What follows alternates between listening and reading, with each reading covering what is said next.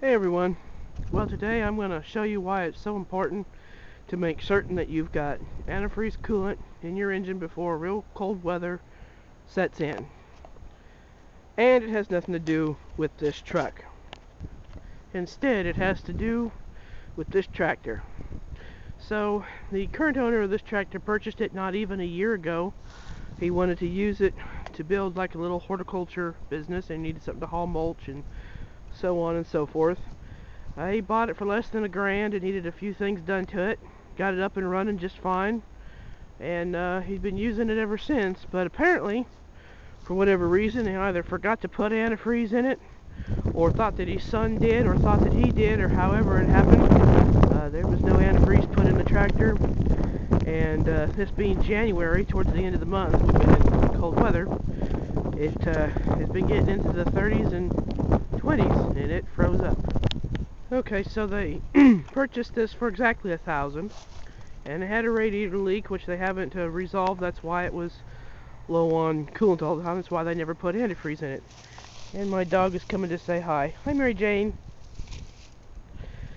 Anyway, so they didn't put any antifreeze in it, and they'd never drained it. So one day, not long ago, they decided to start it up and use it, and it wouldn't start. I did get it running, moved it around, and then when they checked the coolant, it was out of coolant. So if you look real close, I don't know if the camera's going to pick this up, but right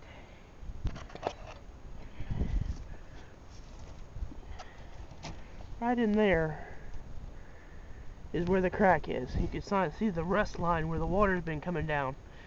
That's one crack. And if you look at it just right in here, there's a crack on the thermostat housing that goes across there. Aside from having oil or water coming out of the engine in that respect, we've also got an internal damage situation. So when he went to put water in it to top it off, it just kept taking it. He couldn't figure out why until he came over here and pulled the dipstick. And in case you don't already know, you're not supposed to have oil in the crankcase that looks like 2-part epoxy compound. That's probably a few gallons of water mixed in with the oil. So we've got internal damage in the engine, and unfortunately the engine is no longer any good.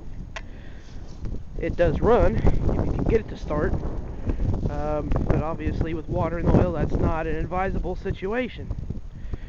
So unless you like replacing engines all the time, and believe me, replacing this 3-cylinder diesel new, from what we found online, is around $4,000 at a place, tool store, Northern Tool. It's about $4,000 for a new engine. Looks like we're going to be looking used to hopefully find a good used engine for this. It's a HAS Company Ltd. 3-cylinder diesel. E202 is the number on the hood. And of course it's made in Japan. So unless you really like doing this kind of work where you have to replace engines all the time, it would be strongly advisable to make sure that you've got antifreeze in your coolant system before cold weather sets. And don't just run straight water unless it's through the summertime, in which case either drain the system or put coolant in it.